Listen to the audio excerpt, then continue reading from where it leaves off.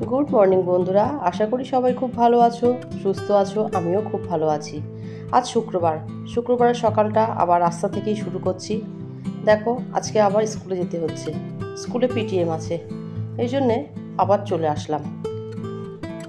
গত বুধবারে এসেছিলাম, আবার আজ শুক্রবার চলে এসেছি স্কুলে। একটু তাড়াতাড়ি চলে এলাম। সকালে সমস্ত রান্না বান্না করে গুছিয়ে রেখে, সংসারের একটা যাবতীয় কাজ যা হয় সেই ভোরবেলা উঠে সব কিছু গুছিয়ে রেখে ছেলেদের নিয়ে চলে এলাম। স্কুলের গেট খুলছিল কিনা তাই দাঁড়িয়ে দেখছিলাম। দেখলাম গেট খুলে দিয়েছে। এখন রাস্তা একটু ফাঁকা, কারণ সবে মাত্র 2-1 জন করে আসতে শুরু করেছে। আর আমরা একটু তাড়াতাড়ি চলে এলাম।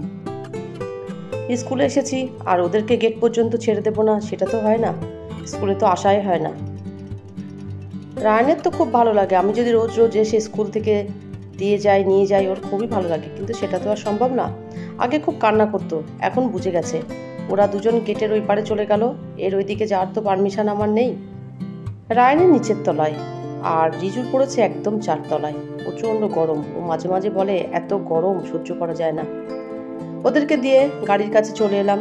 সেই আবার গাড়ির মধ্যে অস্বস্তিকর পরিবেশ। তবে আজকে আর বেশিক্ষণ গাড়িতে থাকবো না। মানে আজকে এখান থেকে কয়েকটা কাজ মেটাতে যাব। ওদেরকে দিয়ে আসার সময় জুতোটা ছিঁড়ে গেছে। বুঝলাম না কিভাবে জুতোটা ছেড়েনি, মানে আঠাটা খুলে গেছে। তাই একটা আঠা নিলাম, ফেভিকুইক নিলাম, আর দেখলাম বাবুচি কেক আছে, তাই কেকটাও নিলাম। অনেকদিন পরে চোখে পড়লো।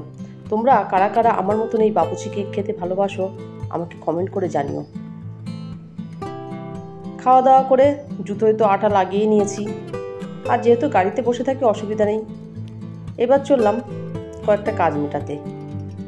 ব্যাংকে যাব, তারপর কয়েকটা খাতা কিনবো। রিজু রায়ানের এদের স্কুল থেকে যেগুলো দিয়েছে সেগুলো কিনতে হবে।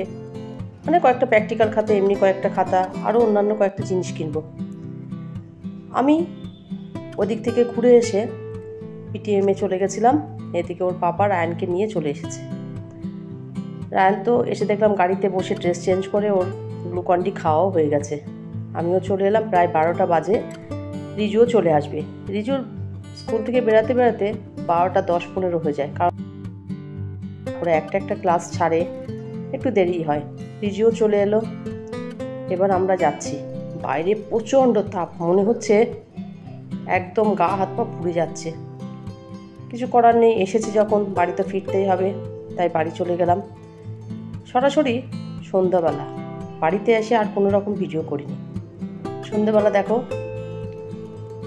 চা নিয়ে চলে এলাম। আর এই বেকারি বিস্কুটটা আসার সময় নিয়ে এসেছিলাম।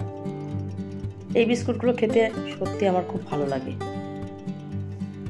তখন বললাম বাবুচি কেক আর এই বিস্কুট দারুণ টেস্ট।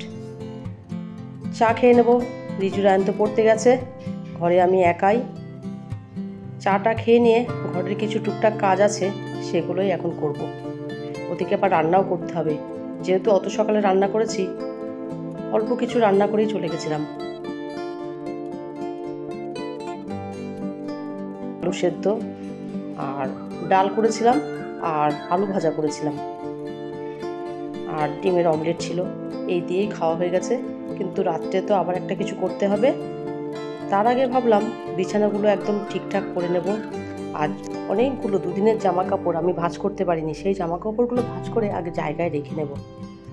জামা কাপড় ভাঁজ করে ভাবলাম বিছানার চাদরটাই চেঞ্জ করে নিই। তাই ঘরের বিছানার চাদরটা চেঞ্জ করলাম। ওই ঘরের বিছানার চাদরটা আজকে আর করবো না। চাদরটা চেঞ্জ করে নিয়ে একদম পরিপাটি করে রাখলাম। রেখে এবার যাব সরাসরি রান্না করতে।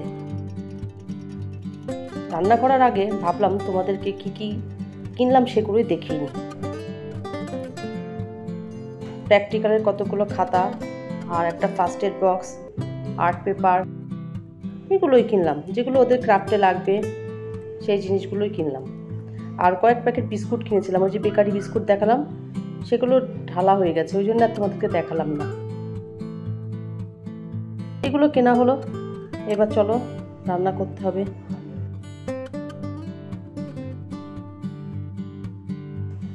চলে এলাম রান্নাঘরে। রান্নাঘরের অবস্থাটা দেখেছো? আজকে আর রুটি করব না, আজকে রাত্রে ভাত করব, আর তার সঙ্গে সয়াবিন আলুর তরকারি করব। এই একটা তরকারি দিয়েই আজকে খাওয়া হয়ে যাবে। ওদিকে দেখো সয়াবিন ভাজাও হয়ে গেছে, কষানোও হয়ে গেছে আলু দিয়ে। এবার রান্নাটা করে নেব। মনে হলো এটাই সবথেকে ঝটপট রান্না। সেই ভোর 5টা থেকে উঠেই চলছে আমার সংসারের কাজবাজ। আর এত গরম পড়েছে, কোথাও শান্তি নেই। সংসার সামলে, বাচ্চাদের সামলে এইভাবেই চলছে। কি আর করা যাবে, সংসার তো করতেই হবে। তাপমাত্রা 50 ডিগ্রি হলেও আমাদের খাওয়া দাওয়া করতে হবে, কিছু করার নেই। আজ তাহলে এই পর্যন্ত। আমার ভিডিওটা যদি তোমাদের ভালো লেগে থাকে please like, comment, share and subscribe করো। সবাই খুব ভালো থেকো, সুস্থ থেকো। দেখা হবে অন্য কোনো ভিডিও নিয়ে। Good night.